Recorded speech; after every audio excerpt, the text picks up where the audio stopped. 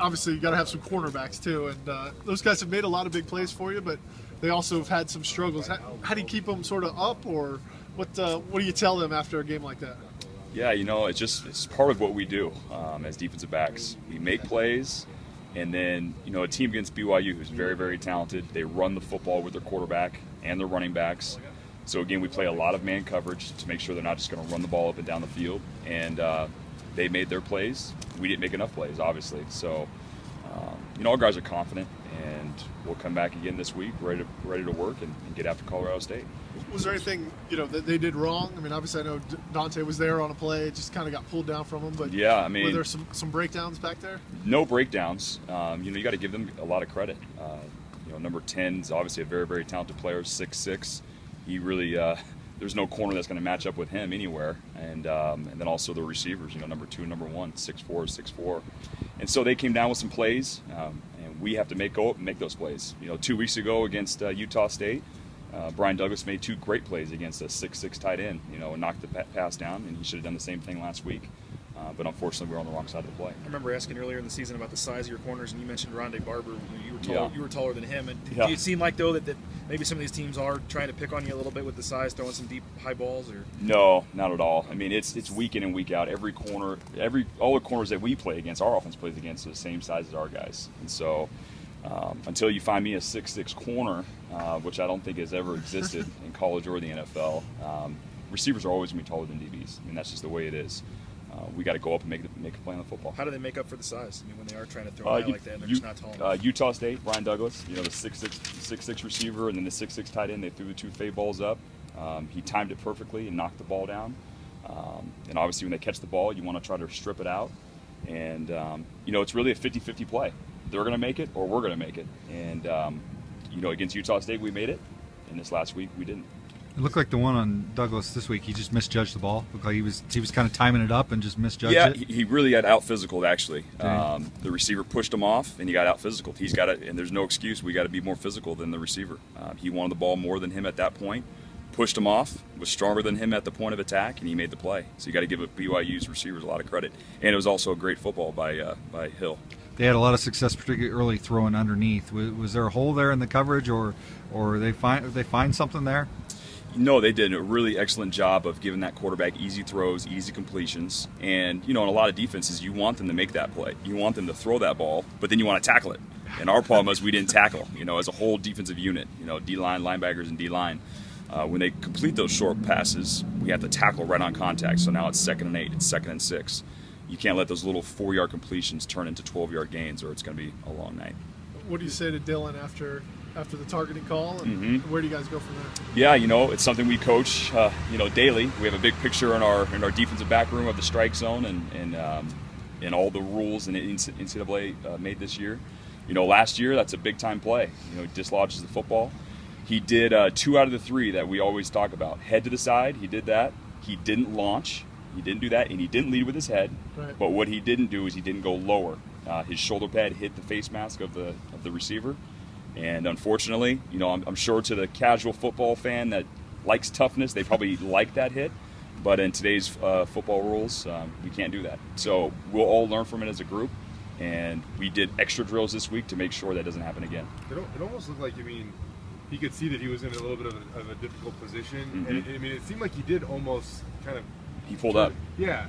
So, but by doing that also, by pulling up, obviously his helmet went into the gap.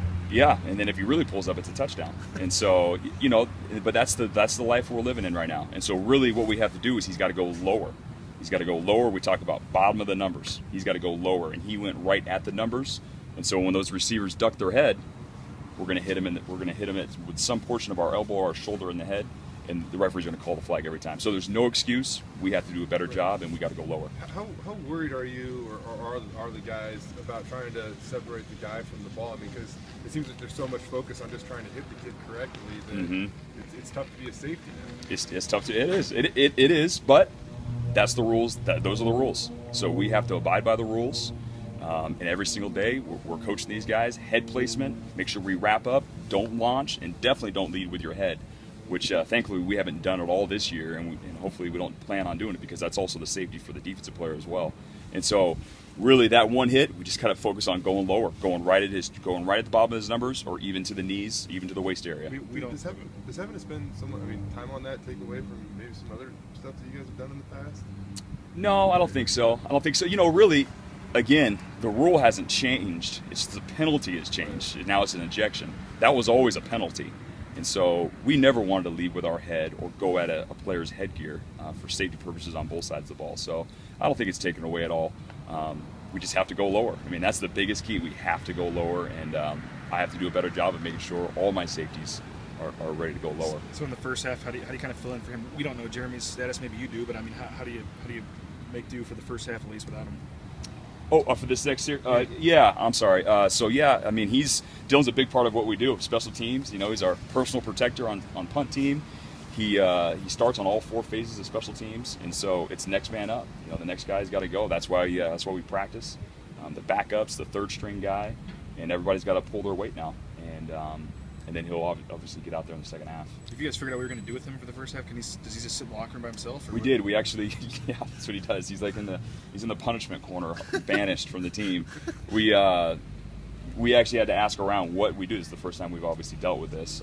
We were going to have him up in the press box, but we called, and that's not legal. So he's going to sit in the locker room. And can you watch the game on TV, or does he have any idea what's going on? If there's a TV in there, I've never been to Colorado State, so he'll be sitting in the corner with his pads on and wait for the second half. I mean, it sounds funny, but I mean, the second half he could come in and you may need him. I mean, it could be an we'll important need spot. But if he hasn't seen the first half and has no idea the flow of the game or what's going on, I mean, how tough is that going to be to get him back in there? It won't be too difficult. I'm sure he wants to know what's going on because during the course of the game we're like, okay, here's the sets they're giving us. We're adjusting to this. And so I'm going to have to do a good job at halftime of catching him up of all the adjustment we've made through the course of the first and second quarter. You going to have a coloring book for him, or what's he going to do? I mean, no, I always, I always take down notes in the first half, what I'm going to talk about at halftime. And so really he's going to be hearing the same thing that I'm going to be telling all the other guys. We'll catch him up to speed, and I really don't know what he's going to do in there. You think you might have Jeremy back? That's a possibility. He was an emergency guy last week, and he's done better this week, but we're really going to take it easy with him. So we'll see. He's definitely on the ascent, not the descent. So is Taylor the guy that would step in then, Taylor Laughlin? Yep. What have you seen from him? Yeah, Taylor stepped in. We were down to our 4 safety last week, and Taylor stepped in and played well, and that's what we expect all of our guys to do. He came in, didn't make any busts. He tackled really well, and so next man up. Here we go. You can get your opportunity. This is how some guys get their starting positions too. They get their opportunity. They come in with a bang.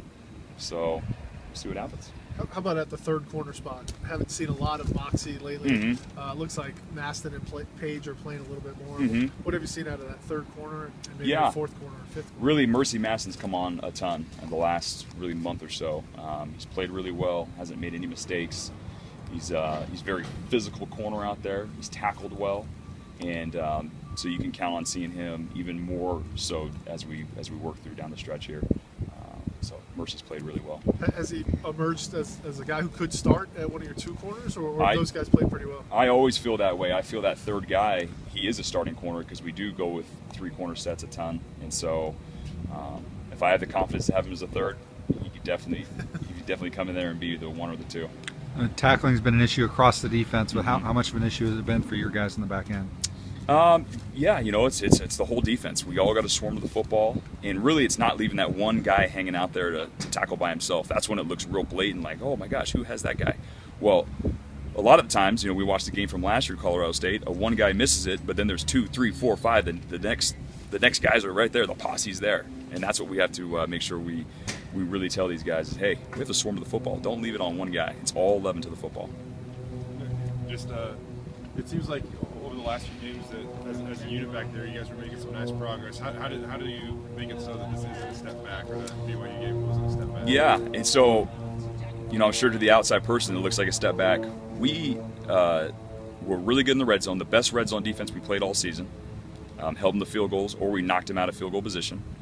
And then sudden change, which we talk about after turnovers in the second half, they didn't score any touchdowns after any of the sudden change turnovers. And so we felt our defense, in the back end, we did a good job.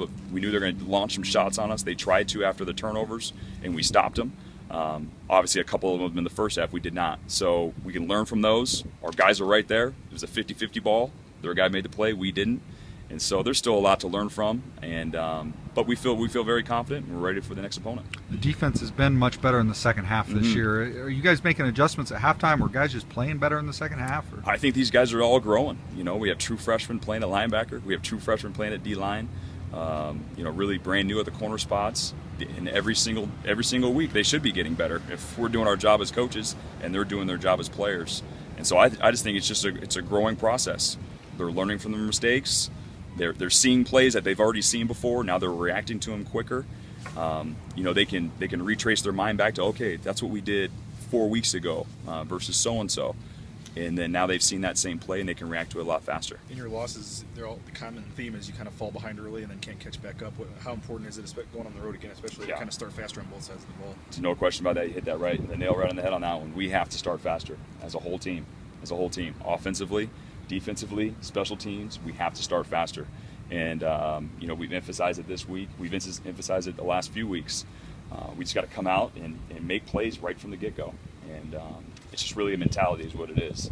And all 70 men, or 64 men we're taking out there, are going to have to buy into that mentality. Some of these guys are saying the energy level maybe is not the same as it is the second half. Why is that? I mean, the start of the game, the energy level should be as high as it's ever been, shouldn't it? It's a good question. You know, I haven't seen this, you know, and so it's about our leaders stepping up and as coaches making sure we're emphasizing it. So we're all in this together. So we're emphasizing it as coaching staff, and now those 64 men that are taking the field on Saturday afternoon, hey, let's get this thing started. Let's go. We got to start this thing off with a bang. Don't be you know, waiting for something to happen. We got to be on the attack, and so that's just the mentality we have to take. Yeah, I don't know if I mean, I don't want to call it anxiety or whatnot, but it just seems like, you know, even remembering back to the playing days, whatnot, you get more comfortable as the game goes on. Your first at bat, you're a little nervous. Yeah, your second, no third question. at bat, you get more comfortable. Whatever it is, you notice might that be the case at all? You know, really, I don't try to get into too many of the psychiatric part of that. Really, it's their job to go out there, 1st and 10, first play of the game, or even back up from there, kickoff return. Let's go execute what we worked on all week long. And so it's just a mentality, and you know, hopefully these guys got it in their head that, hey, let's get this thing going. Let's not wait around for them. We got to be on the attack. What stands out about Colorado State's passing game? Yeah, so they do a really good job of play action. So first of all, they're a running football team. Right. They're a pro style team. They run a lot of pro style runs. The quarterback's not really a run factor, although he can scramble a little bit. And then after all that run game, they'll play action off of it, and they do a really good job. Play action, take shots. Play action, take shots, and then they'll mix in some quick games, some short little passes, similar to what you saw against BYU.